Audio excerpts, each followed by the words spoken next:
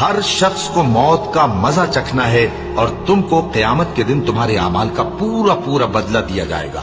تو جو شخص دوزخ سے دور رکھا گیا اور بہشت میں داخل کیا گیا وہ مراد کو پہنچ گیا، اور دنیا کی زندگی تو دھوکے کا سامان ہے۔ اے اہل ایمان، تمہارے مال و جان میں تمہاری آزمائش ضرور کی جائے گی، اور تم اہل کتاب سے اور ان لوگوں سے جو مشرک ہیں بہت سی ایذا کی باتیں سنو گے۔ تو اگر صبر اور پرہیزگاری کرتے رہو گے تو یہ بڑی ہمت کے کام ہے۔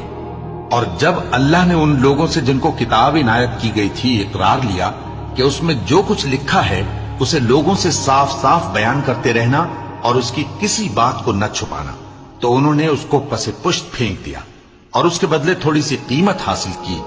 یہ جو کچھ حاصل کرتے ہیں برا ہے۔